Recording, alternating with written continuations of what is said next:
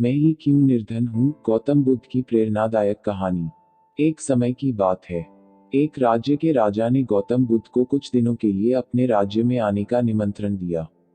उस राजा के निमंत्रण को बुद्ध ने स्वीकार किया और वो अपने कुछ शिष्यों के साथ उस राज्य में चले गए। बुद्ध से मिलकर उस राजा ने उनसे प्रार्थना करी कि वो कुछ दिन वहां रुककर उसके राज्य के लोगों की समस्याओं का समाधान करें और साथ ही उन्हें धार्मिक मार्ग पर चलने की शिक्षा दें।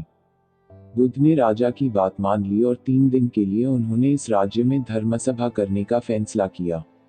गौतम बुद्ध की आने की खबर पूरे राज्य में फैल गई और धर्मसभा के पहले ही दिन बहुत से लोग आए। उसी राज्य के चौराहे में एक भिखारी बैठा रहता था। उसे भी गौतम बुद्ध के आने की खबर थी, लेकिन वो सोचने लगा कि धर्मसभा में जाकर मुझे क्या मिलेगा, यहीं बैठा रहता हूँ। जैसे जैसे लोग आएंगे वो मुझे भीख में कुछ ना कुछ देकर ही जाएंगे। पहले दिन बहुत लोग आए और इस भिखारी की अच्छी खासी कमाई हो गई। अगले दिन फिर वही सिलसिला चला।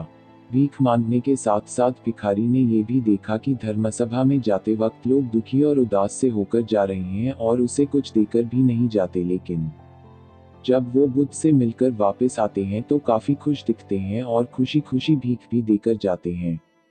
यही सोचते सोचते दूसरा दिन भी निकल गया। तीसरे दिन बहुत कम लोग आए तो भिखारी परेशान हो गया। उसकी कमाई नहीं हुई। उसने सोचा कि बुद्ध सबकी समस्याओं का उपाय दे ही रहे तो क्यों ना मैं भी उनके पास जाऊं और अपनी इस निर्धनता को दूर करने का उपाय पूछूं। ऐसा सोचकर वो भी धर्मसभा में चला गया, लेकिन वहां लंबी लाइन लगी थी। बड़ी मुश्किल से उसका नंबर आया।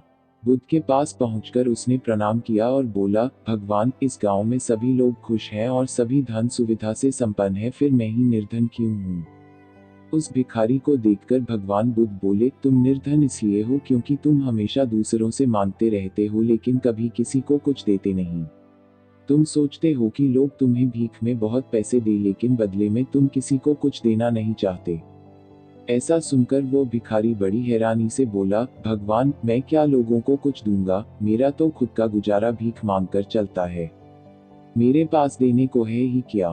बुद्ध कुछ देर के लिए मौन हो गए और थोड़ा देर रुकने के बाद बोले, तुम बहुत मूर्ख हो। किसी को देने के लिए या दूसरों के साथ बांटने के लिए ऊपर वाले ने तुम्हें और हम सभी को बहुत कुछ दिया है।